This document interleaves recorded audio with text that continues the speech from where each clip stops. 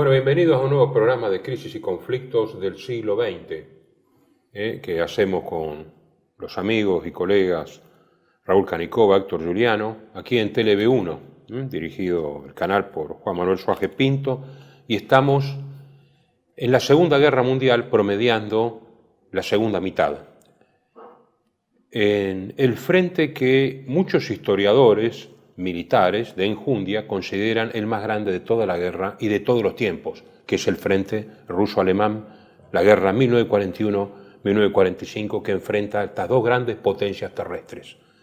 Y habíamos quedado en la derrota del sexto ejército alemán en Stalingrado, que es un punto de inflexión en la guerra, porque termina la operación Barbarroja, no el punto de inflexión total que se va a dar con la batalla de Kursk un poco más adelante. ¿No es así, Héctor? Sí. Si me permite, hago una breve recapitulación. Nosotros quedamos justamente en programas anteriores en la caída de Stalingrado. Esto hay que verlo en el contexto del Frente Oriental. 80 años hace, el 2 de febrero. 80 años. En el contexto del Frente Oriental.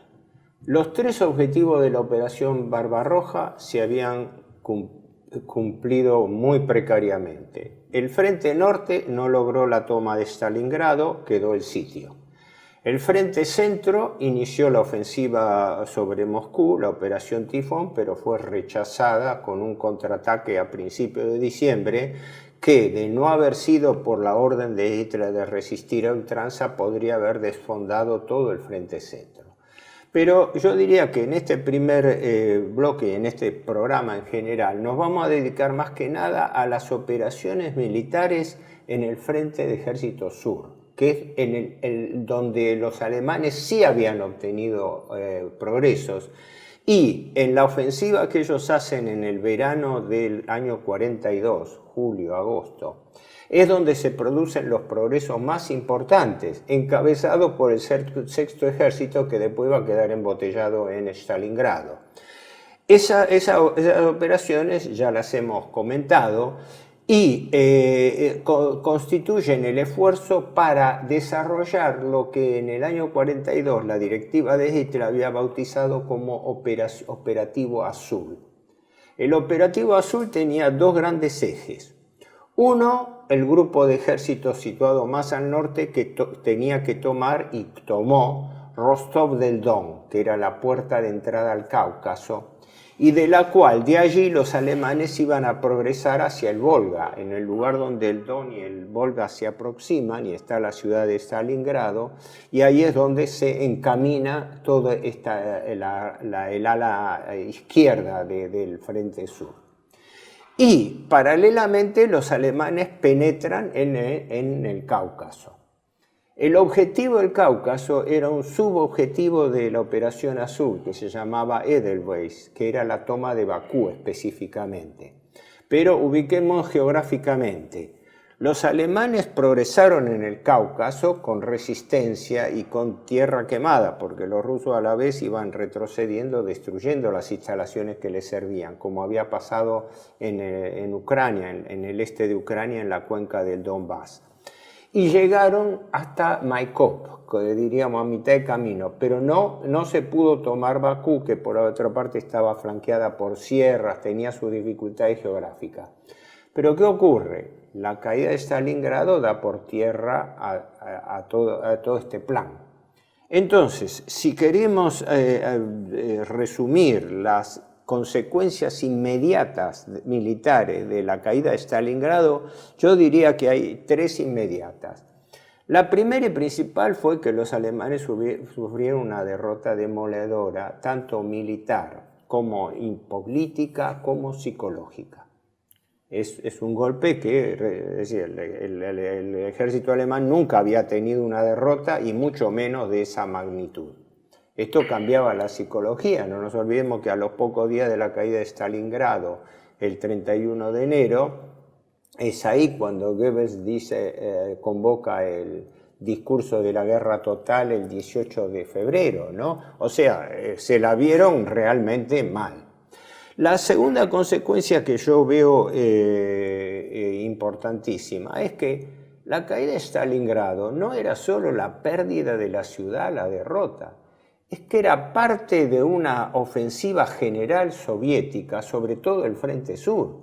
Ya se había preanunciado eso con la Operación Urano, que fue la que determinó el cerco de Stalingrado, cayendo sobre las tropas rumanas, sino que la ofensiva soviética era general, desde la zona de Stalingrado hasta Voronezh, por lo menos, todo un gran arco que presionaba sobre el llamado Grupo de Ejércitos del Don que piloteaba von Manstein, que von Manstein fue el que salvó la situación. Ahora, eso es lo que explica, por ejemplo, el hecho que en diciembre del 42 von Manstein no haya podido llegar a rescatar Stalingrado, porque la presión que tenía él sobre sus propias tropas y la descoordinación con von Paulus fue trágica. Esa es la segunda observación que yo digo, la consecuencia inmediata. No era Stalingrado, era Stalingrado y sus circunstancias, es decir, que se venía todo al frente y no nos olvidemos que los rusos estaban también presionando y avanzando en el frente centro, o sea que era grave. Y la tercera era que desarticulaba la lógica del Plan Azul y por ende el objetivo primario que había fijado Hitler de conquistar y mantener Ucrania y el Cáucaso como fuente de granos uno y de petróleo el otro. Es decir, en ese momento, si bien se mantiene una especie de cabeza de puente en el Kubán, en la zona del Cáucaso, pero inmediatamente después de eso se le da la orden de retirada para el repliegue de todos los ejércitos del Cáucaso. Con lo cual cambiaba sustancialmente el panorama alemán, porque ahora ya pasaban primero a un repliegue y después a la pérdida de los recursos que iban a tener que sostener la ofensiva, porque iban a tener menos petróleo, iban a depender prácticamente de petróleo no solamente, natural. claro, está bien eso, pero no solamente el tema del petróleo era porque lo necesitaban, bueno, como es evidente y lógico, sino para cortárselos a los soviéticos. Sí, y lo mismo era el tema del grano, la batalla esa del grano, por quién se queda con el grano, era recíproco, era también para... Lo tomaban ellos y se lo solo, quitaban al enemigo, era un golpe de doble efecto. Yo veo eso como tres notas fundamentales de la caída inmediata. De acuerdo.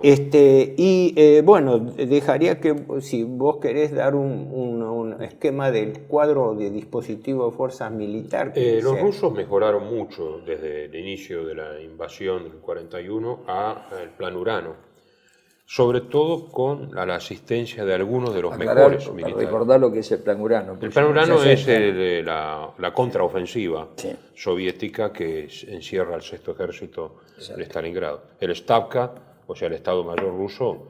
la ruptura contra el flanco que defendían las tropas rumanas. Sí, los aliados de Alemania, húngaros, completa el cerco. No obstante, hay un error táctico ahí, que es que se empecinan con la ciudad y con el sexto ejército tanto como se había empecinado Alemania, los alemanes, ¿no?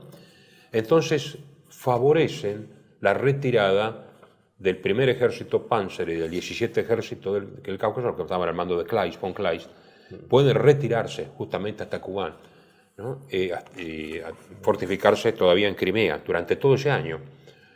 Esto impide que corten a una masa de tropa y material aún mayor que la del sexto ejército. Sí. O sea que en el fondo el sacrificio de Stalingrado del sexto ejército no fue en vano, a pesar de todo. Ahora, la situación después de Stalingrado, a principios del 43, demostraba, ocurre aquí, y lo dice muy bien Geoffrey Hughes, ¿no?, en su trabajo sobre Kursk, que es como la guerra civil norteamericana. Los confederados tienen un margen de maniobra y tienen capacidad operativa, y algunos generales como Lee mejores que el norte. Sin embargo, el norte tiene cada vez más recursos. Y cada vez que muere más gente y le invaden y destruyen más campos al sur, ya no importa cuántos Lee se tenga, porque hay que reponer. Porque es la guerra de recursos. Es una guerra prolongada y una guerra de recursos. Y esto es lo que está ocurriendo a principios del 43 entre la Unión Soviética y el Reich. Sí, las cifras son pavorosas, porque cuando uno ve las pérdidas que tienen y que las duplican y las vuelven a duplicar, acá en uno de los libros hay una una relación de fuerzas y uno ve las pérdidas que tienen, porque evidentemente los soviéticos eran derrotados por los alemanes, esto no hay ninguna duda, les tomaban enorme cantidad de prisioneros y morían muchísimo, porque siempre hay que decir esto, el soldado ruso, no es soviético sino ruso, era fatalista y no tenía miedo a la muerte, se hacía matar. Se producían escenas de pánico, bueno, eso pasa en todos lados, pero cuando tenían que enfrentar al enemigo lo enfrentaban y en oleadas diversas y morían como moscas y sin embargo se seguían reponiendo y seguían reponiendo. Son millones y millones de hombres. Cuando uno dice tiene que pensar, bueno, que nosotros somos argentinos y pensamos en el combate de San Lorenzo, la batalla de Salta, de Tucumán o la batalla de Chacabuco, Maipú. Bueno, la batalla de Chacabuco, Maipú, en relación de fuerzas a todo esto, es una escaramuza de un día en el frente ruso. Son batallas colosales, las más grandes que ha visto en la historia de la humanidad hasta ahora. Son colosales. Y tanto del lado soviético, yo lo dije acá en uno de los programas y lo vuelvo a repetir, André Gide, el gran escritor francés, en su diario en 1943, dice acá solo hay dos ejércitos que cuentan, el alemán y el ruso. Porque en realidad, de verdad, los que pusieron el esfuerzo gigantesco en esta guerra es indudable que fueron ellos. Y los rusos, lo único que tienen es que, bueno, tienen un abastecimiento enorme por el puerto de Murmansk, que ya lo vamos a mencionar en algún momento, y luego porque la cantidad de recursos que provee Siberia, que es una zona que por el momento, al no tener un conflicto con el Japón no ha dado seguridad de que no va a intervenir, evidentemente tiene una tranquilidad enorme, es como Estados Unidos que no tiene, al no tener actividades bélicas en su territorio, es un territorio en paz. Y lo mismo sucede con Siberia, es muy curioso eso, ¿no? Respecto de eso, hay también un avance técnico en los blindados, en los aviones y en la artillería rusa.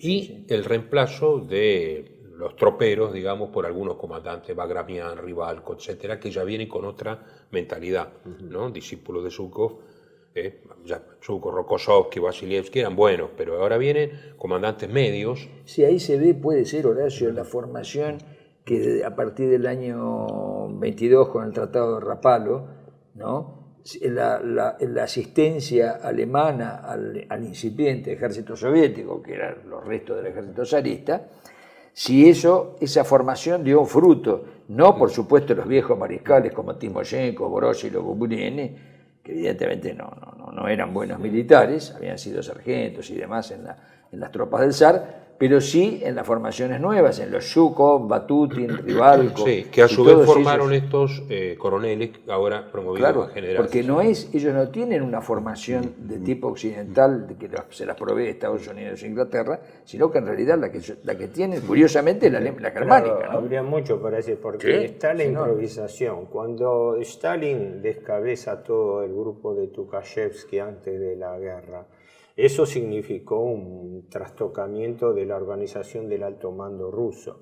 Así que quizás el mérito, como un hombre como Zhukov, que estaba muy presionado por Stalin por otro lado y que era muy ambicioso de dar resultados él, en realidad tuvieron que improvisar, todos tuvieron que improvisar. Prueba está que el salvador de la situación, von Manstein, en realidad la finalidad de él ya había dejado de ser ofensiva. Él tenía la misión de organizar un repliegue ordenado con defensa móvil y contraofensiva puntual. Sin duda, pero lo que yo estaba refiriéndome era otra cosa, déjame terminar lo que estaba diciendo. Pero, es otra cosa, me estaba refiriendo a la formación de la tropa soviética. Sí. La tropa soviética, más allá de las purgas de Stalin, que terminaron con muchos hombres que venían del ejército zarista y demás, y algunos oficiales jóvenes que después, como Rokossovsky, que después se sumaron, la formación militar, estrictamente militar, no les había venido digamos, de Occidente, de Estados Unidos e Inglaterra, sino de Alemania, porque lo que le dio formación fueron esos 20 años no, pero hasta el 40, hasta que empezó la guerra, son 19 años, del 22 al 41, son 19 años de formación. Por eso Zhukov, cuando hace un planteo, dice cómo haría Guderian en este caso, cómo haría Manstein. Los tiene en cuenta en todo momento, porque es la formación que... Hay otra cosa que decir. El soldado de infantería es un campesino movilizado. ¿Sí? Algunos no sabían ni lo que era la izquierda y la derecha. No. El soldado de blindado ruso Sí. es un mecánico, casi un mecánico, es distinto. Sí. Era la única fuerza a la cual los alemanes respetaban, los blindados. Sí. Eso, la diferencia es muy grande, porque había habido también una industrialización a full con Stalin, y había mucha gente Sí, que yo hablaba de la formación militar sobre esa base. sobre esa base Sobre también. esa base, porque los instructores alemanes estuvieron hasta poco Pero los días antes de la instructores operación. alemanes eran militares. Yo digo Sí, que los militares, forjarse sí. Los en el militares, duro sí. trabajo de las fábricas había hecho una provisión, digamos, de soldados Sí, en mecánicos ese sentido, que los mandaban. El problema era Sí. que hasta el 43 avanzado no tenían equipo inalámbrico de contacto de radio. sí. Pero esto sí los va a suplir Estados Unidos, lo van a empezar a hacer ellos. Tienen los nuevos aviones, el A5 y JAS-9, que ya compiten con los mejores Messerschmitt y Focke-Wulf. Y empiezan los primeros aviones americanos, ya antes de la 5 nuevos Segunda Guerra. ejércitos blindados con un cuerpo mecanizado y 2 de tanques a principios del 43. Sí. Para el verano del 43, la Unión Soviética tiene 6,4 millones de hombres en el ejército, Sí, 99.000 cañones, claro. 2.200 unidades de artillería de cohetes, Katyusha, Sí. 10.000 tanques y 8.500 aviones de combate. Los alemanes, 232 divisiones alemanas y aliadas en Rusia, con 5.300.000 hombres, 56.000 cañones, 5.850 tanques y cañones de propulsión y 3.000 aviones. Sí. Mitad o incluso un poco menos. Sí. A esto hay que sumar que hay que atender varios frentes. Por la preocupación que siempre se tuvo respecto de Noruega, hay clavadas varias divisiones en Noruega que nunca actuaron, más que para defender Noruega. Sí, y para proteger arriba, para intervenir si había un ataque a Petsamo, ¿no? Pensamos, el ataque o a si había Petsamo algún podía problema venir por con soviético después y estaba también aliado, ¿no? fuerzas, había 2 ejércitos alemanes en Francia. Bueno, va a haber aclaremos 2 que era en Petsamo, Italia. que había en Petsamo, El ¿no? puerto Petsamo Sí. es antes de Murmansk el puerto libre de hielos del Ártico, Sin de duda, los soviéticos. pero las minas de ¿cómo se llama? Los De- minerales de- que estaban de níquel y de- exactamente, el níquel que estaba allí. No, y además Petsamo. controla Eso- Suecia, que era un abastecedor Sin de duda, Alemania. pero eso podía tanto ser atacado de la Unión Soviética como podía ser atacado por el lado Por occidental. Inglaterra. Claro, por Inglaterra supuesto, porque siempre quiso atacar. el puerto lo permitía, ¿no? Perdónenme, volviendo al Frente Sur, que es lo que estábamos hablando, el dilema que se le presentaba a von Manstein al Estado Mayor alemán en general y a Hitler también, era que la peligrosidad del avance ruso ya planteaba el peligro de un colapso de todo el frente, que eso es lo que salva Manstein básicamente, a través de la mayor capacidad alemana en cuanto a defensa móvil por un lado, y la idea, que no resulta confirmada, de que los rusos podían estar al borde del agotamiento de su ofensiva, mientras que se empezaron a desayunar los alemanes con que la capacidad de reserva rusa excedía las previsiones de ellos, y en cambio los alemanes no podían reponer la Sí, suya. es lo que habíamos dicho, por ¿no? eso, Este- ese Sí, hay una grabación desequilibrio- que no sé si la hemos mencionado, sí. que está en la radio finlandesa por el cumpleaños del general Mannerheim, el jefe del ejército finlandés, en donde quedó abierta la audición y Hitler dijo, hemos sido mal informados, donde esperábamos 1.000 tanques había 3.000, donde esperábamos 5.000 había 15.000. Hemos destruido 35.000 tanques y siguen apareciendo.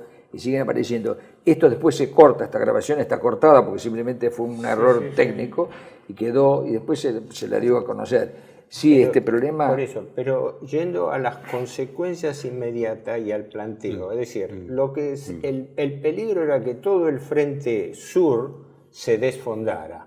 Los alemanes replegándose aceleradamente del Cáucaso, von Manstein con el grupo de ejército del Don tratando de estabilizar la situación, y la táctica que él empleó fue la táctica de defensa móvil, por la cual los rusos no se esperaban determinados contraataques alemanes, porque la realidad es que las pérdidas rusas eran un múltiplo de las alemanas, pero la diferencia estaba en lo que señalaba antes, que la capacidad de reposición rusa existía, mientras que a la alemana no. Entonces habían tenido que traer tropas efectivamente de Francia, Y después el refuerzo fuerte que tiene Manstein, que vamos a ver creo que luego en la Sí, batalla de ya Marcos, de que inmediato. es las unidades SS. Sí, sí. Sí, además. Segundo cuerpo Panzer, ese es el de Hauser, ¿sí? Sí, sí. Y, Eso ya interviene en Kursk. los nuevos blindados. Eso, blindados. que es un arma en la cual tienen justificadamente mucha fe. El tema es que no hay cantidad suficiente como para torcer una situación. Habría que decir dos cosas más, que La decimos evidentemente pronto ya estaban porque- operando. No, Los espías, Lucy y el otro Bertar, que eran los que proveían de todo tipo de información. Los soviéticos tenían muy buena información que les venía de Suiza y el famoso Bertar, que nunca sabremos quién es. Sí, la Orquesta Roja. La Orquesta Roja, ¿no? Pero que Bertar parece que estaba en Alemania, ¿no? En Suiza, de cualquier manera, estas cosas llegaban y tenían absolutamente muy buena información. Pero tenían una contra dentro del mismo sistema de espionaje, que era que por el modo de mando operativo alemán, es decir, el hombre que estaba en el frente en operaciones tenía libertad de ejecución, de manera tal que venía la orden y él interpretaba en el terreno si esa orden se podía hacer. Y eso, por supuesto, no se puede pasar en el plan, porque el plan era movible en ese aspecto. Y eso ayudó muchísimo. El plan de las generales. Cuando hablemos de Kursk, y se va a ver. Fue la anula- habilidad de von Manstein. Sí, claro, von Manstein desconcertó el lo único muy importante de saber las operaciones anticipadamente es justamente que se anula la sorpresa, pero después la capacidad operativa la que tiene que ver. Bueno, vamos a ir justamente al contraataque de Manstein en el próximo bloque.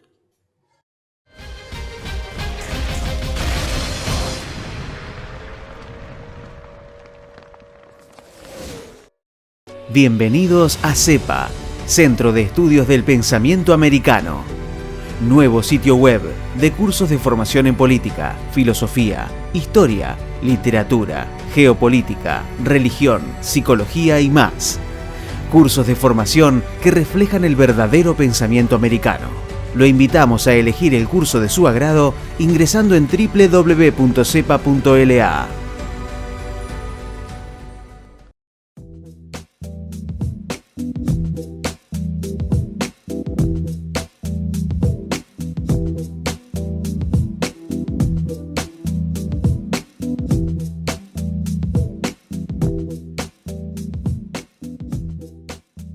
Decir siempre la verdad primero tiene un precio. Pero todos los días, en cada programa, en cada reportaje, en cada esclarecimiento, descubrimos que decir la verdad vale la pena. Decir siempre la verdad tiene un precio.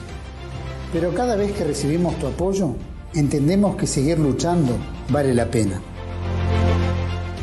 Dependemos de tu ayuda. TLB1. Toda la verdad primero.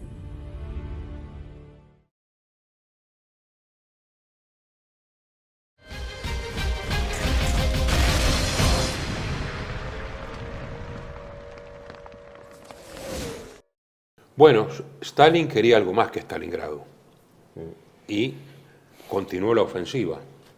Lo que pasa que es el periodo febrero de la Rasputitsa, es decir, cuando hay deshielo y se transforma todo en un gigantesco lodazal que inmoviliza a ambos ejércitos. Así que luego del 2 de febrero, la punta de lanza soviética intenta tomar, creo que según los soviéticos era la cuarta ciudad, Yarkov, una ciudad muy importante. Hoy en día está en el candelero. Mira, Yarkov era la cuarta ciudad industrial de Rusia y la segunda de Ucrania, después de Kiev. Sí. La idea era retomar Yarkov y hacer un giro hacia Zaporozhye, Exacto. y a Dniepropetrovsk, que están todas en el candelero ahora, y cortar, ya que se estaban retirando, hacia el Mar Negro y cortar todas las fuerzas alemanas en un super Stalingrado. Claro, porque el eje operativo gira alrededor de Zaporozhye, por eso el Comando Supremo de Manstein está en Zaporozhye. Porque si uno mira, bueno, claro, acá no usamos el mapa, es una lástima eso, pero si uno mira el mapa, el epicentro de todo esto está en Zaporozhye, porque tanto vale para el este, para el oeste, como para el norte y el sur. Está muy bien calculado ese centro, aparte de ser un centro de comunicación, entonces ya era un centro importante, claro, no había energía atómica, pero era un centro de electricidad y demás Sí, había muy un importante, sí, gran de dique. energético. Sí, sí. Manstein lo que frustra es el gran cerco que tenían previsto los rusos para encerrar una gran bolsa alemana llegando al mar de Azov. Eso es lo que frustra a Manstein con su contraofensiva, ¿no? Sí. Manstein quiere iniciar la ofensiva inmediatamente y recibe los nuevos blindados. Sí, hay que hacer un párrafo, por lo menos 2 palabras para Manstein, ¿no? Yo creo, corríjame si estoy equivocado, que es de la Segunda Guerra Mundial, es el general o mariscal, porque era mariscal de campo, sí, por supuesto, que combina 2 cosas en forma genial. Es un gran estratega y un gran táctico, juntos, en la misma persona, porque a veces hay un gran estratega y un gran táctico separados. Yo creo que en Manstein se combinan las 2 cosas. Cuando uno lee las memorias de él sobre las victorias frustradas, que acá creo que hemos leído todos, vos lo leíste especialmente, vos ves la enorme, no solo claridad expositiva, que indica que su mente funciona como un violín, o perfectamente, para decirlo así, perfecto, es decir, sino que tiene el perfecto cuadro de situación absolutamente, sea en la parte estratégica, sin duda, y en la parte táctica combinada, porque el problema es combinar esto, que el enchufe encaje, porque si no, él lo tiene, por eso es estas maniobras, y realmente lo ponen como el más grande general de la Segunda Guerra Mundial. En mi modesta Bueno, entender, no sé qué coincidí opinan con ustedes. Liederhardt. En los generales alemanes hablan. Sí, claro. Sí. Ahora, hay que aclarar lo siguiente. Él cumplía una función, una directiva, si bien con libertad de acción, que la aprovechó muy bien, que era que ante el retroceso del frente, el Estado Mayor alemán había pensado en la línea Wotan-Panzer, ¿no? O Panzer-Wotan, que llamaba.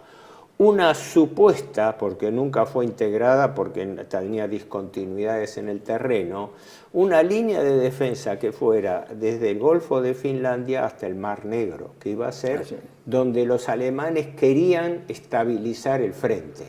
Por lo cual, Manstein tenía la directiva inmediata de detener lo más posible, desgastar la fuerza rusa. Por eso Manstein es efectivo en cuanto al desgaste de la fuerza rusa, que pensaban que iban a avanzar irrestrictamente y se encuentran con un ejército alemán que le provoca varias ofensivas justamente en las batallas. Conviene a decir a lo que vos, señalando 4. Lo que vos decís, claro. Esa línea que vos decís de Finlandia al Mar Negro es la línea original del pensamiento Barbarroja.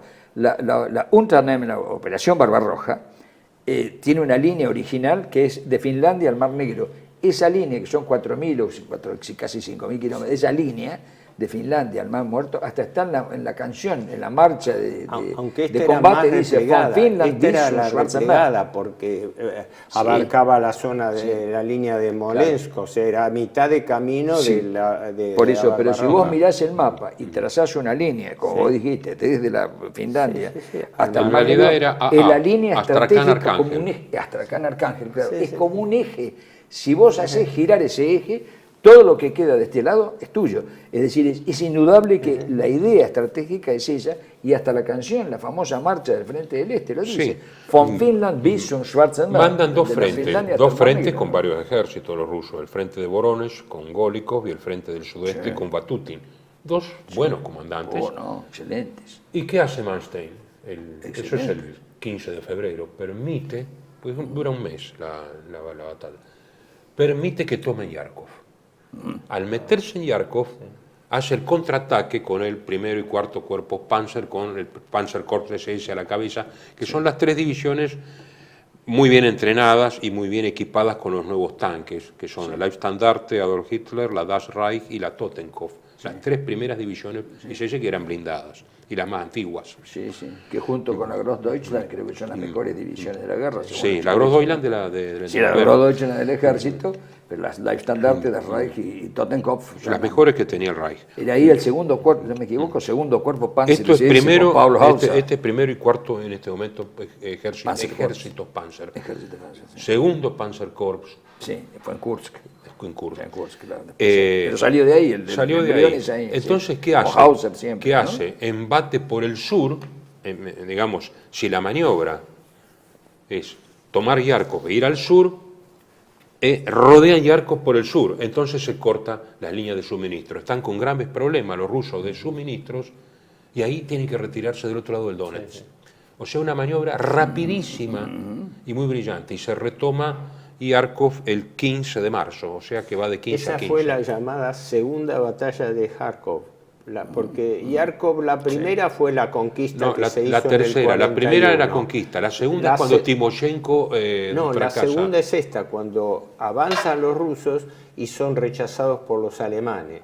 Porque después la tercera ya es cuando toman Yarkov. Los rusos la recuperan. Creí que había 4. Bueno, en realidad no llega a Yarkov, pero Sí, Timoshenko la Hay amenaza una en el 42. que no hemos mencionado, porque claro, esto es una superposición de cosas, que es el cruce de Voroshilov, que ataca a al ejército italiano y al ejército húngaro y los arrolla, y tienen que echar mano al Panzerkorps SS, que después fue, bueno, segundo cuerpo Panzer SS, que traía formación con Hauser, que es el que permite empujar y rechazar al ataque de Voroshilov, que pasó como un rodillo, arrasó a los italianos y a los no tenían húngaros. artillería antitanque suficiente, hay que decirlo. Fueron arrasados. No había, tampoco los suministraban los alemanes, pues estaban realmente todos cortos en ese momento. No, desde ya, pero ahí quiere decir que el alto mando soviético percibió perfectamente ese punto, ese talón de Aquiles que estaba allí, donde estaban los italianos. Sí, por supuesto. Y cuando le dijeron, fue el comentario del embajador norteamericano, creo que es, que le dice a Stalin: ojo que en la cuenca del Don están ¿cómo se llama? Los italianos y los húngaros. Y Stalin lo miró y le dijo: para mí el único ejército que cuenta es el alemán, los demás no me interesan. Así directamente, fue tremendo el comentario de él. Pese a que, y pasó como un rodillo. Pese a que hubo unidades que se defendieron valientemente y brillantemente con lo que tenían, ¿no? Pero pasó, sí. Nikolayevka y eso, bueno. La Pasubio, 36 cruces de hierro, dadas por los alemanes, a la división Pasubio motorizada. Bueno, pero eso ya es otra cosa. Vamos a tener que comentar. Las bajas: el frente de Voronezh, 40.000 soldados, 600 tanques y 500 cañones. Esto en una semana, ¿eh? Sí. El frente sudoeste, 23.000 soldados, 9.000 prisioneros, 615 tanques y 400 cañones. Las bajas alemanas son desconocidas, que es muy raro, pero mucho más moderadas. La mitad o menos. No digamos Ahora, hay que hacer un brevísimo comentario del punto de inflexión que significa disponer de nuevas armas. Aquí aparece el tanque Tigre, tanque de más de 50 toneladas con cañón de 88, que es el famoso cañón antiaéreo, antitanque, que ahora lo montan en una torreta Maybach o Porsche, según la munición el caso. ideal. Con la munición, 88 claro, la munición ideal. Destroza todo. Y el viejo caballo de batalla que siempre existió, el Panzer IV, con pollera, como le dicen, es decir, con chapones para que, digamos, la artillería de flanco no lo vulnere tanto. Y aparece el nuevo tanque Pantera, que en relación peso-potencia y cañón, que es un 75 largo, que tiraba incluso más lejos que el 88. Frente al T-34, considerado uno de los mejores blindados de la guerra, con oruga ancha, justo para la nieve y todo. Todavía no tenía cañón de 85, que va a fines del 43, que es un cañón, digamos. Pero los rusos tienen muy buenos cañones autopropulsados, Su-76, Su-100. Y los alemanes van a introducir un monstruo que es el Ferdinand. Ferdinand o Elefante. Es un cañón de 88 largo, pero que tiene blindaje de 100 milímetros, más 100 milímetros, que se le puede poner de frente, ¿no? Ahora, no tiene armas de infantería, así que sí lo rodeaban y mataban a los que lo acompañaban. Lo prendían fuego. Lo le daban hasta que la tripulación salía, porque, ojo, los disparos no le hacían nada, pero el aturdimiento te produce un desastre. Pero uno de ellos creo que se cargó 27 tanques. Es un autopropulsado. Claro, el problema es que no tenía, a ver, que me corrijan los que saben de armas, tenía problemas complicados, problemas técnicos en las orugas, y el Panther, si no me traiciona la memoria, el Panther tenía problemas técnicos en el combustible y en la munición, y sé que en Kursk hubo que retirar, si mi memoria no me engaña, 77 unidades porque no tenían problemas técnicos y tenían que sacarlas del frente. No tenía la perfección del Tigre real, del Tigre, sí. No, el Tigre, Bueno, el Tigre real tenía, después el Tigre no real sé vino cuál. después, el Tigre real vino después, perdón. El Tigre tenía una precisión que el Panther todavía había sido experimental. Era más burdo en el buen sentido el Tigre, entonces Sí, podía, sí, pero era sí, menos sí, maniobrable y menos veloz. En cambio, el Panther tenía complicaciones el Panther era técnicas. más sofisticado. Más sofisticado. La De sofisticación, todos modos, ahí- entre Principio y Kursk lo acondicionaron bastante, pero es cierto, todavía tenía algunos problemas. Porque eso pasó en los prolegómenos de Kursk y después va a influir en la demora de la operación. Los alemanes dependían de la línea de fabricación, es decir, algunas operaciones se demoraron a la espera de las 3 nuevas armas, el Tiger, el Panther y el elefante. el Ferdinand, exacto. Bueno, Sper... De los tres, evidente, el Tigre era el mejor de todos, porque el Ferdinand tuvo problemas por eso, porque se lo rodeaban. Según con la Otto Carius, penitencia. comandante de Tigres, que tiene un libro de memorias, dice que siempre se sentían tranquilos y cómodos En el Tigre. en el Tigre, Claro. frente a cualquier blindado. El problema era siempre mirar el cielo, ¿no? Sí. Y salir, porque lo coheteaban, digamos, sobre todo los aliados occidentales de Normandía en adelante. Pero dice que estando dentro del blindado, claro, era tan blindado y tan bien acondicionado con un rodamiento grande. En cambio, el Elephant era muy complicado porque era muy largo y tenía un rodamiento también largo y se Exactamente. desgastaba, las orugas se salían. Eran más sofisticados y el frente ruso no Ahora, era para Sper dice que para el 31 de mayo tiene 364 Sper es el Panther ministro de listos. Armamento. Ministro de ¿no? Porque a veces Armamento, sí, nosotros sí. hablamos como si la gente... No, el ministro de Armamento es alemán que cambia todo El arquitecto drásticamente. Sper. Es el que verdaderamente provee a Alemania armamento. No le faltó nunca a Alemania, le faltaron hombres y material, combustible. Pero no material de guerra. Material de guerra no le faltó nunca. Hubo una serie de operaciones, bueno, sería demasiado largo explicarlo, pero los rusos atacaron, primero hicieron una operación Saturno y después Pequeño Saturno para ablandar la defensa alemana, pero que le salió mal. Esas fueron efectuadas, y bueno, casi en la misma época, pero después de Yarkov II, porque... después de la segunda batalla de Yarkov, Sí, los rusos intentaron varias ofensivas. pero son muy limitadas, porque Claro. el frente general se estabiliza y los dos estados mayores dicen qué va a pasar. Y ahí está el famoso tema, ya que estamos entrando en Kursk, la batalla va a ir al otro bloque, pero el tema del saliente. Claro. El saliente de Kursk, tenía el dato exacto yo,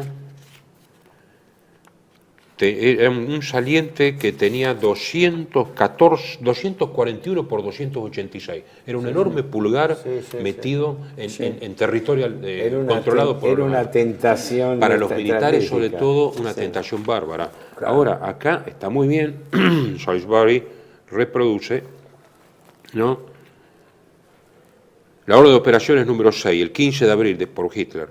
Kursk debe resultar una victoria que brillara como un faro en el mundo. Tema anticomunismo, etcétera, etcétera. ¿no? Conferencia del 10 de mayo. Guderian dijo, mi Führer, ¿por qué desea atacar el frente del este por sobre todas las cosas? A lo cual responde Hitler, tiene toda la razón, Guderian, siempre que pienso en este ataque mi estómago se contrae. ¿Me toma? Se contrae. Se contrae. Ah, sí, me toma. El mariscal de campo, Manstein, intervino. ¿Debemos atacar por razones políticas? Guderian responde, ¿cuántas personas cree usted que conozcan dónde está Kursk? Al mundo no le interesa si capturamos Kursk o no. Hitler comentó que no estaba completamente convencido de la operación Citadelle, ¿no? Sí, es el Ciudadela, nombre de- sí, pero de hecho los tuvo y los planes continuaron.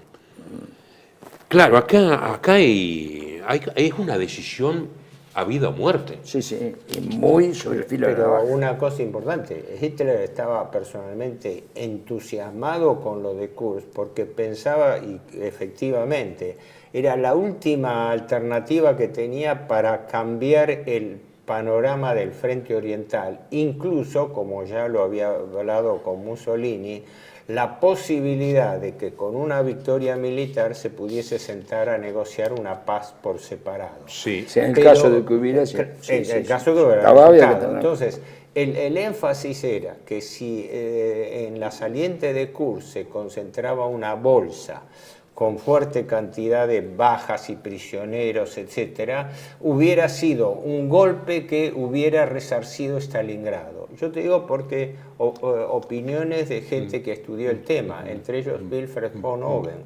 Wilfred von Owen dice, para nosotros fue peor la derrota de Kursk que la de Stalingrado. Sí, no, y eso que Kursk no fue una derrota formal, sino fue una desactivación de una operación que se transformó porque estás jugando tu base más preciada, que son las unidades blindadas nuevas. Claro, era la última alternativa que tenía. Guderian tenía un plan, no solo no atacar Kursk, sino retirarse, rectificar todo el frente como hicieron los alemanes en el 17, que ahorraron mucho del frente. Sí, sí. Pero claro, había que tener... El tema era más político que estratégico militar. Entonces, al final se deciden por Kursk. Pero Stalin también ve lo mismo con Zhukov y con Rokossovsky y con Batutin y con Khrushchev. Porque Khrushchev es el que informa, el comisario político en el área, de Ucrania dice, cuidado porque tenemos la certeza... Fue comisario político en Stalingrado y lo era también en Kursk. Que era el y comisario en Orel político, era, en Orel era Brezhnev. Sí. En Orel estaba Brezhnev, sí. Tiene su mérito haber llegado al Politburó, pero estaba ¿no? subordinado a Khrushchev. Convengamos en algo, que de todas maneras uno lo ve geográficamente y era clavado que ahí tenía que ocurrir algo. Tanto los rusos como posibilidad de ofensiva desde el saliente, como el intento alemán de cerco, de cortar, que es lo que Zhukov prevé, y prevé acertadamente. Además, Lucy esta vez informa. A Manstein lo madrugó por la velocidad, pero Lucy esta vez informa, es Kursk. Sí. Caen algunos prisioneros alemanes, dicen que había un avión también, con un mapa. Se están pidiendo que cortemos. Sí, con un mapa, en fin. Es decir, sabían que iba a atacar Kursk, que lo vemos en la próxima. Sí.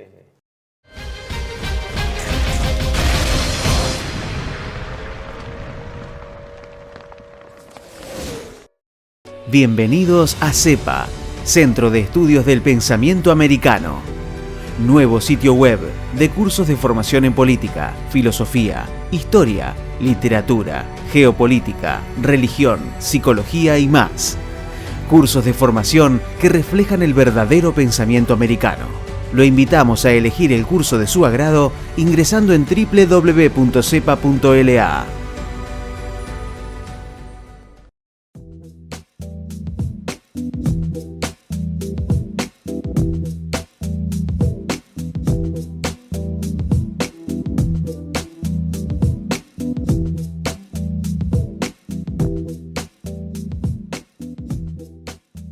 Decir siempre la verdad primero tiene un precio. Pero todos los días, en cada programa, en cada reportaje, en cada esclarecimiento, descubrimos que decir la verdad vale la pena. Decir siempre la verdad tiene un precio. Pero cada vez que recibimos tu apoyo, entendemos que seguir luchando vale la pena. Dependemos de tu ayuda. TLB1. Toda la verdad primero.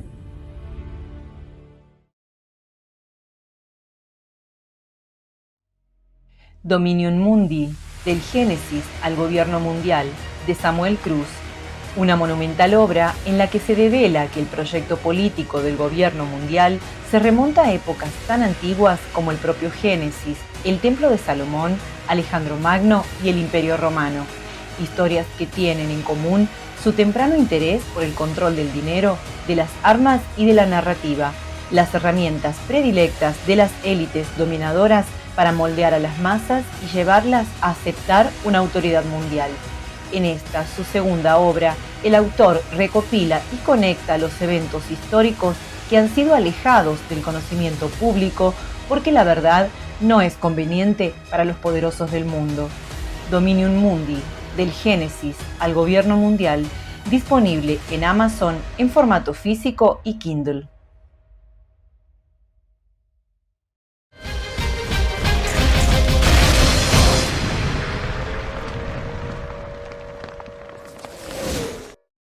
Bueno, entramos entonces en la batalla de Kursk, considerada la batalla de blindados más grande de todos los tiempos. Entre el 5 y el 17 de julio del 43. Son 12 días de una intensidad increíble. Son unos 200 kilómetros al norte de Yarkov. Entre Orel al norte y Yarkov y Bielgorod al sur. Exactamente. Con la operación Zitadelle, Ciudadela, los comandantes son von Manstein del Grupo de Ejército Sur. Model, como general, ¿no? Hay un sector del Grupo de Ejército Centro que interviene, que es von Kluge, el comandante jefe, y Model es el que ataca desde el 9º Ejército. Desde el norte. Desde el Model norte. Ataca desde el norte. Desde el norte. A las órdenes de Manstein está Hoth, con el 4º Ejército Panzer, que tiene el 2º Panzerkorps de las SS. Desde el sur. Desde el sur. Model desde el norte. Model desde el norte y Hoth desde el sur. Y lo está... Sí, sí, exactamente. Acá está Kursk, acá está Orel y acá está la famosa aldea de Proyorovska, que es la famosa batalla feroz de tanques. Y ahí está Hoth, ahí ataca Hoth. Sí, llega. Sí, llega. Primero rompe el cerco. Bueno, el comandante del saliente Zhukov, obvio, y tenés a Rokossovski en el norte y está Batutin en el sur, y detrás el frente de la estepa. Claro, los rusos se dan el lujo de tener una gran reserva con Konev. Las fuerzas, el Reich... todavía, ¿no? Sí. El Reich tiene 2.700 tanques y cañones de asalto, 10.000 piezas de artillería, 2.500 aviones y 900.000 soldados. Pone todo lo que tiene. La Unión Soviética, 3.300 tanques y cañones de asalto, la diferencia de más o menos 600, no es tampoco. 20.000 piezas de artillería, el doble, 2.650 aviones, 150 aviones más nada más, y 1.400.000 soldados, son 500.000 soldados más. Son todas cifras muy difíciles, uno va a otro historiador y dice otra cosa, pero más o menos lo que, digamos, el choque. Cuando vos decís esto, estás hablando de lo enfrentado, no de las reservas, porque vienen después las reservas atrás, que son numerosísimas, y que si uno pone todas las reservas de un lado y del otro, el lado alemán casi no hay reservas, y el lado soviético duplica casi. Además, la carta cualitativa de los alemanes, Tiger, Panzer, Ferdinand, que hablamos del bloque pasado, implicaron también una pérdida de tiempo, que de eso se lamentaba mucho von Manstein, diciendo que la operación se llegó a retrasar dentro de los planes originales cerca de 2 semanas, porque se esperaban los refuerzos, lo mismo que la llegada de tropas de Occidente. O sea, fue una apuesta total, porque el sentido de la batalla de Kursk era la última gran ofensiva que podía dar Alemania para tratar de restablecer. Por primera vez el Ejército Rojo tiene una fuerza abrumadora. Que él dice, se nota lo que él dice en el entusiasmo que produjo cuando se enteraron ¿cómo se llama?, del desembarco de Sicilia, la euforia, la caída del gobierno Mussolini, los rusos, la euforia en los rusos. Por eso, a eso iba a llegar, que después una de las razones que frustra es la tener que... Los rusos tienen 3 cinturones concéntricos de defensa. Fíjense, hasta 148 morteros y cañones por milla, es decir, por kilómetro, 2 en el frente. En lugares menos peligrosos, 25 cañones en la primera línea, 25 y 23 en la segunda línea, por kilómetro prácticamente, ¿no? Hasta una distancia de 160 kilómetros estaba esto escalonado, hasta lo que Zhukov llamaba la línea nacional de defensa en el río Don, que no se llegó, ¿no? Ahora bien, había 2.400 minas antitanques y 2.700 minas antipersonales por kilómetro y medio. Eso fue un factor importantísimo que los alemanes no preveían en la magnitud que se pusieron. Los campos de minas, efectivamente. Agregando a esto que vos decís, el hecho de que es increíble, yo creo que no hay antecedentes, y si no que me corrijan, que no hay antecedentes de desmantelamiento de minas tan extraordinario como el que hicieron los zapadores alemanes. Es impresionante, es realmente impresionante. Con grandes pérdidas, porque era bajo artillería, bajo ametralladora. No hubieran podido... No contamos los cañones, los morteros y las ametralladoras, además, que está todo cruzado. Solo del campo de minas. El problema es que los zapadores marcaban el camino. Se ponían ellos, con un riesgo inmenso, desactivaban y se ponían ellos, y los tanques seguían el camino de los zapadores que estaban tirados en el piso como si fueran mojones. Hay que señalar la rapidez tecnológica, porque la guerra tiene una virtud tremenda, acelera los tiempos de la tecnología en forma increíble. Claro. Que los alemanes ahí implementan el Goliath, el pequeño tanque radiocontrolado, que era para desactivar minas. Desactivar minas y alambradas. Claro. Sí. Model, aquí la diferencia de temperamento es notable. Model avanza solo 12 kilómetros, a pesar de tener la Großdeutschland. Sí. ¿Por qué? Porque emplea mucha infantería para despejar, para el Hot. Sí. Ordena enseguida, los tanques van detrás de los zapadores, no se detengan por un tanque averiado. Después vendrán los Bergepanzer o lo que sea, o servirá como plataforma artillera. Uno es un gran comandante de tanques, el otro es un maestro de la defensa, Model. El otro es un digno de un Rommel, o mejor, un Guderian, un Rommel, Hot, claro.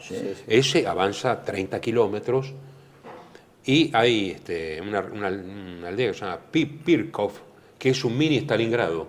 Sí. Porque durante una semana se lucha y cambia de mano. Pirkov, cambia de mano, digamos un mini Stalingrado, para ver la crudeza del combate. Y después llega con el Panzerkorps a la cabeza, llega hasta Prokhorovka. Prokhorovka, porque se escribe de la toma. Y Dios sabe cómo se pronuncia. La mayor batalla de tanques de la historia. Hot, bueno, por supuesto el Estado Mayor alemán sabe que Hot es más comandante de tanques, tiene 8 divisiones blindadas, que creo que el otro tiene 4 modelos. Bueno, ahí se emplean en Prokhorovka o Prokhorovka 700 tanques alemanes contra una de las mejores unidades soviéticas, que es el 5º ejército de tanques de la Guardia de Rosmitsev, que se había lucido en Stalingrado. Uno de los mejores comandantes de blindados, puso una lucha de titanes, donde los especialistas dicen que lo que quedaba de eso, el área quemada, los tanques destruidos, los cuerpos, por todas partes, esparcida digamos, el hierro, ¿no? El material destruido y todo. Y se ve esto en algunos documentales. Muy bien, un tanque. Todavía hoy está. Todavía hoy. Uno tiene la imagen que parece eso fue censurado, bueno, a Hitler porque le atribuían toda la responsabilidad, pero al Estado Mayor alemán en general, de haberse expuesto a esa guerra de desgaste que hacía acordar a las trincheras humanas de la Primera Guerra Mundial, diciendo que Alemania no tendría que haber encarado una batalla en gran escala así, a tiro abierto, como era, que fue lo que planteaba la disyuntiva, de que los rusos tenían capacidad de reposición mientras que los alemanes no. Por eso el alto mando soviético quiere eso que vos decís, precisamente la batalla de terribles desgastes, por eso la profundidad, el campo de minas, la sección de trincheras y nidos de ametralladoras prácticamente inexpugnable. Solo los alemanes pudieron pasar, y con tropas muy buenas y con jefes muy buenos. Y no pudieron. Perdiendo además jefes. No pudieron llegar porque llegar a la última línea hubiera sido, a lo mejor se llegaba y se derrotaba, pero a costa de no tener más nada. Vos pensabas solamente en bajas. El comandante de la tercera división Panzer SS, Totenkopf, el general Aike, papá Aike, le decían a la tropa, Aike murió en el frente, los vuelos de reconocimiento se pasaban sobre las líneas soviéticas, y bueno, alguna vez murió ahí, es decir, Otto Kuhn, el mayor, el teniente coronel. Aún antes de que se produjese el desvío por la invasión a Sicilia, ya el nivel de resistencia soviético era tan grande que se dudaba sobre la rentabilidad, la conveniencia de seguir desgastando unidades, sobre todo blindados allí. O sea, ahí hubo un factor de tiempo y desgaste que los alemanes se engancharon, como había pasado con Stalingrado, más de la cuenta. Lo más prudente se considera, no sé si Caballero Jurado u otros más hacen observación al respecto, era una oportunidad para decir hasta acá llegamos, pero no querían también. Claro, no querían abandonar la ofensiva porque como pasó, abandonar la ofensiva y y ser presentada como una derrota. Sí, pero además, debido a muertes y por ofensivos, eso la intención alemana era derrotar a Rusia en una rápida campaña. Claro, Se sabía de que a medida que se prolongaba, las reservas iban a ser por el tema de inmensas. Siberia, por el tema de que las fábricas están intactas, no había vuelos. Creo que nunca lograron inventar un avión que pudiera bombardear en Siberia. De hecho, no se bombardearon las fábricas que estaban en todo más allá de los Urales. Era muy difícil que un avión alcanzara la línea de los Urales.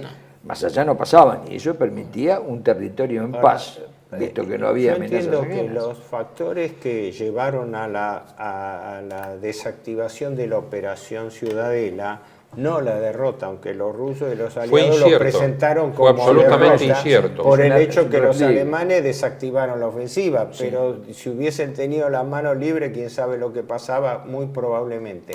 El hecho que ahí es, primero, el nivel de desgaste alemán, era muy grande. De fuente alemana, y vuelvo a insistir, me habían contado gente como von Oven y otros más, que el desgaste de Kursk fue terrible, ¿no? Y la otra fue el desembarco norteamericano en Sicilia. Claro, el la 10 de batalla, julio. la batalla esta si de no tanques se el hubiera- 12 de julio. Es hipotético esto, ¿no? Pero si no se hubiera desactivado la operación Citadel, hubiera sido un triunfo casi pírrico, pero ganaban. Está claro. Podía es ser un decir, triunfo, pero el tema es que después había todo un frente de conies de Sin duda, reserva de la sin estepa duda, pero y hubiera con- sido incluso peor el vendaval. No, sí, de acuerdo, pero sí, desde ya. Pero el problema es que en ese lugar, vos viste que Kursk fue abandonado, fue vuelto nuevamente a tomar, lo mismo pasó con Orel, con las ciudades, con las dos ciudades son Orel y Kursk, que Prokhorovka es una aldea, pero son tomadas, y como Yarkov también tomadas, igual dejadas y demás. Hauser se retiró y después contraatacó. Se retiró desobedeciendo una orden del cuartel general. Dijo, yo retiro todo y que está loco. Es una orden del Führer. Dijo, bueno, pero después me daba un premio por esto. Contraatacó y tomó de nuevo la ciudad. Si no hubiera habido ese desembarco en Normandía, es evidente que el evento hubiera sido... Sicilia. Pero ¿qué pasa? Había un juego también, una cosa que nosotros no la tenemos en cuenta, porque claro, es muy complejo esto, el hecho de que Stalin, a pesar de que consideraba que ya podían enfrentar bien a los alemanes, pensaba en el desgaste brutal que iba a significar si los aliados no intervenían. No olvidemos que todavía no había llegado a Normandía, recién había ese amago en Sicilia.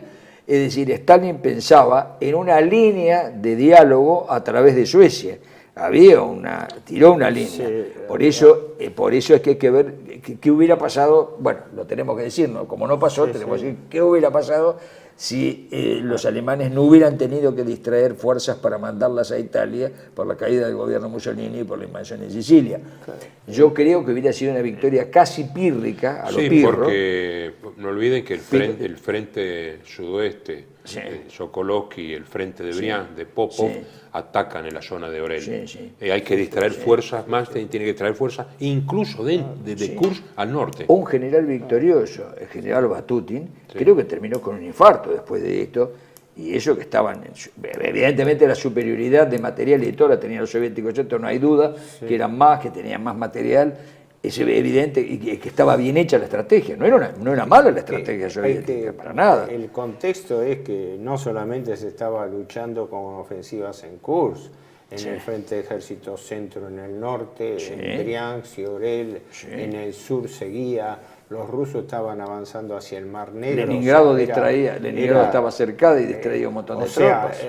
Dos ejércitos clavados en Crimea también, ¿no? Sí, claro. Más los bombardeos cada vez mayores en Alemania, ¿no? La decisión de Hitler en lo inmediato fue el desembarco a Sicilia, porque tiene que él distraer primero 4 y después creo que otras 4 divisiones la tiene que sacar del frente ruso. Bueno, el 17 desarticular, ¿no? El 17 de julio se da por Héctor, terminada Ciudadela. Desarticular uno de los puños acorazados mejor que tenía, que era el segundo cuerpo Panzer SS, sacó el Leibstandarte, la primera división Panzer SS, fue a parar a Italia, quedaron las de Reich y la Totenkopf, pero desarticuló el ejército Panzer SS a sacarle la Leibstandarte. Sí, por eso la operación Ciudadela. Ahora, después, paradójicamente, fue presentado como una victoria, una derrota alemana. Lo fue desde el punto de vista de la magnitud del desgaste que tuvo en blindados que se hubieran apoyado por ella, y de que no se Al obtuvo repliegue, el resultado al repliegue. porque se desactivó la ofensiva. Vamos a las bajas. No se sabe realmente qué pasó en las bajas. Dice muy bien Hughes, que sí es un especialista en serio, el libro sobre Kursk, que está todo exagerado porque los soviéticos casi ni marcaban las bajas, nunca se sabe bien. Sí, sí, porque, digamos, ellos las disminuyen a las bajas propias. Pero a los disminuyen en forma muy alemanes también exageraban las bajas, porque, claro, también había una cuestión de propaganda, ¿no? Sí. Dice que para los rusos habían destruido en un solo día 1.392 aviones alemanes. Y los alemanes dicen que en la primera semana también destruyen 2.600. Es decir, entonces, tanto los rusos como los alemanes, para los alemanes destruyen casi la mitad de todos los aviones soviéticos que había en el área, y los soviéticos ponen más bajas que los aviones alemanes en la operación. Es decir, entonces no podemos saber bien Hay algo cuántas bajas hay. que no olvidemos de mencionar, que cuando el ataque por el sur de Hoth sobre Proyorovska tuvo en el apoyo aéreo, tenía apoyo aéreo naturalmente la Luftwaffe, que si bien eran menores en números a los soviéticos, aparece allí un personaje que se hizo famoso en los dos lados del frente, y era el primer teniente, luego capitán Hans Ulrich Rudel, que terminó siendo el soldado más condecorado. Rudel se hizo famoso en los dos lados del frente por la forma en que atacaba los tanques, es decir, era piloto de Stuka, bueno, para quienes no lo saben, el más famoso piloto de Stuka, del bombardero de la Segunda Guerra Mundial, en picada, sí, bombardero en picada, es decir, llegó a la friolera de destruir, ¿cómo se llama?, más de 300 tanques. Era una cosa impresionante, bueno, tanques, carros blindados y demás, era impresionante, pero había encontrado la forma de hacer la picada y tirar, volar los tanques desde atrás, y los hacía con bombas de racimo, ¿no es así? Sí, sí, o sea sí. que volaba varios, hacía una bajada y se mandaba 3 o 4 tanques, volvía. Es decir, un caso asombroso, y se hizo famoso en los dos lados del frente, Rudel, ¿no? Ahora, perdona, Primer teniente. lo de Kursk obnubiló, por así decirlo, la situación gravísima que había al sur. Los alemanes se habían replegado sucesivamente, primero de Stalingrado a la línea del Donetsk.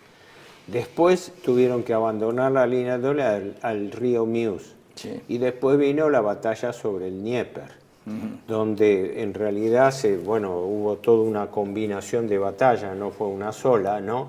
Pero con lo cual se determina la pérdida de Ucrania. Toda la Ucrania centro-oriental se pierde, y por ende los alemanes tienen que evacuar la península de Kubán por el estrecho de Kerch, donde ahora justamente se está luchando, y tienen que ir abandonando Crimea, que la abandonan por el istmo de Perekop y después saltando por mar a Odessa. Pero ya estamos entrando, ya que es en el 44. Ya es el 44. Para redondear el tema, porque tenemos que terminar, el tema de Kursk. Kursk no es una pérdida en vida mayor que Stalingrado. Son 70 y pico mil para los alemanes, pero el tema es el material. Decimos una vez más, 1.500 tanques perdidos en Kursk, con 2.000 soviéticos, pero el tema es cómo repongo. Es que lo mismo que le pasa a un comandante japonés de crucero. ¿Podrá ser repuesto mi barco si lo hunden, aunque tenga una guerra de usura? Acá conviene decir, como corolario de esta batalla, que habría que dedicarle un programa especial, exclusivamente 1 hora, por lo menos se habla de esta batalla, porque es la batalla de tanques más grande de toda la historia. Habría que decir que se cumplen las palabras del mexicano Salvador Borrego. Acá se empieza a luchar en las más altas cumbres del esfuerzo humano, porque cuando uno ve el esfuerzo del soldado de ambas partes, ¿no es cierto?, cuando ve el esfuerzo, evidentemente no es simple esto, hoy no existe un ejército que pueda hacer eso en el temple de los hombres. El temple de los hombres es absolutamente extraordinario, ¿no es cierto? El caso de hombres jefes, tenientes coroneles, generales al lado de sus tropas con una ametralladora en mano, enfrentando los nidos de ametralladora. Eso realmente, como en el caso de Otto Kuhn, el teniente coronel Otto Kuhn. De ambos lados. Sí, Ahora, de ambos lados. La conclusión de esto es, todo el plan geoestratégico alemán en el año 43, ya en el frente sur, después del repliegue, se complica.